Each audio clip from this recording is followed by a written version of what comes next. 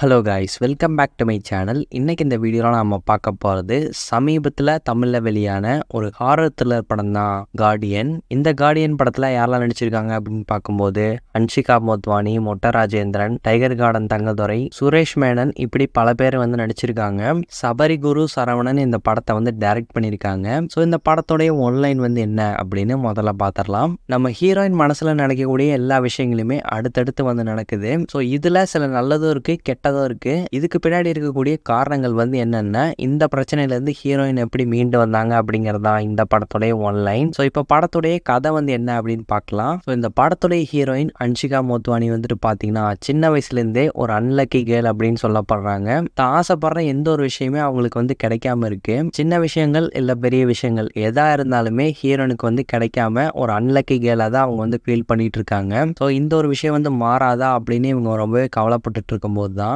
ஒரு கட்டத்தில் இவங்களே எதிர்பார்க்காத அளவுக்கு இவங்க நினைக்கிற எல்லாமே இவங்களுக்கு அடுத்தடுத்து நல்ல விதமாக நடக்குது. ஸோ இவங்க ஆசைப்படுற விஷயங்களாகட்டும், இவங்க ஆசைப்பட்ட ஒரு வேலையாகட்டும் எல்லாமே இவங்களுக்கு கிடைக்குது. அட் த சேம் டைம் இது நல்லதுக்கு அப்படின்னு ஒரு பக்கம் இருந்தாலும் இதனால இவங்களுக்கு சில பிரச்சனைகளும் இருக்கு. ஸோ எதனால இப்படி நடக்குது அப்படின்னு ஹீரோனுக்கு ஒன்றுமே புரியல. இதுக்காக ஒரு சைக்காட்ரிஸ்ட்டை போய் நம்ம ஹீரோயின் மீட் பண்ணுறாங்க.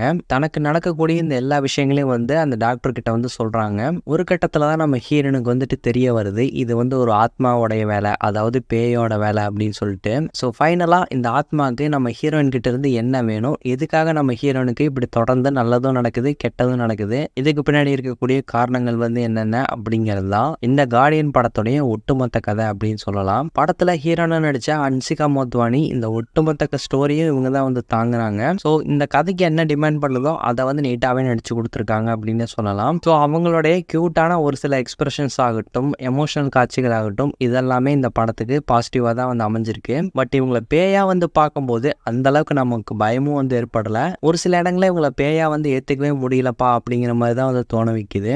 இந்த படத்தில் காமெடிக்குன்னு டைகர் கார்டன் தங்கதுரை, அதுக்கப்புறம் மொட்ட ராஜேந்திரன், இவங்க 2 பேரும் வராங்க. இவங்க 2 பேர்த்தோடைய காம்போ இந்த படத்தில் ஓரளவுக்கு நீட்டாகவே ஒர்க் அவுட் ஆயிருக்கு. ஸோ தங்கதுரை பண்ணக்கூடிய ஒரு சில காமெடி சீக்வன்ஸ் எல்லாமே இந்த படத்தில் நல்லாவே ஒர்க் அவுட் ஆயிருக்கு. அதுக்கு மொட்ட ராஜேந்திரன் பண்ணக்கூடிய ஒரு சில ரியாக்ஷனும் படத்தில் நல்லா இருந்தது. ஸோ இந்த படத்தில் காமெடி அப்படிங்கிறது ஓரளவுக்கு ஆவரேஜாக இருக்குது அப்படின்னு சொல்லலாம். கொஞ்சம் லேகாக போகிற இடங்களில் இந்த காமெடி ஓரளவுக்கு ஹெல்ப் பண்ணுது அப்படின்னு தான் சொல்லி ஆகணும். ஸோ சுத்தமாக இந்த படத்தில் காமெடியாக ஒர்க் அவுட் ஆகலை அப்படின்னு சொல்லிட முடியாது, நல்லா தான் இருந்தது. ஸோ இந்த படத்துடைய ஸ்டோரி அப்படின்னு சொல்லிட்டு பார்க்கும்போது படத்துடைய ஃபர்ஸ்ட் ஹாஃப் உண்மையிலே நல்லா இருந்தது. அதாவது ஏதோ ஒரு விஷயம் ஹீரோனுக்கு நடக்குது, இது நல்லதுக்கா கெட்டதுக்கா அப்படின்னு தெரியாமல் இருக்குது. ஸோ ஆடியன்ஸ் நமக்குமே அந்த ஒரு ஃபீல் ஏற்படும்.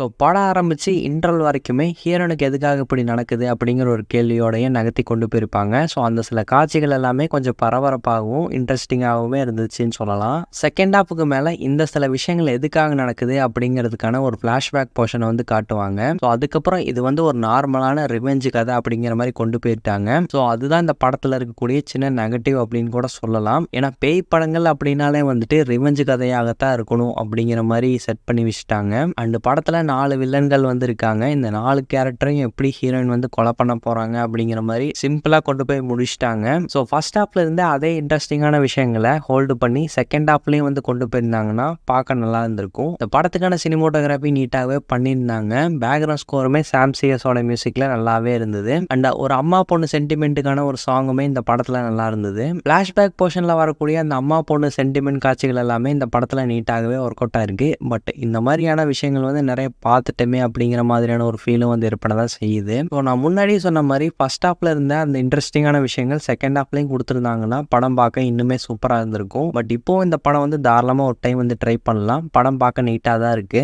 ஸோ ட்ரை பண்ணி பாருங்க. இந்த ஒரு ரிவ்யூ உங்களுக்கு பிடிச்சிருந்தா லைக் பண்ணுங்க, ஷேர் பண்ணுங்க, கமெண்ட் பண்ணுங்க, இந்த சேனலுக்கு சப்ஸ்கிரைப் பண்ணுங்க. தேங்க்யூ.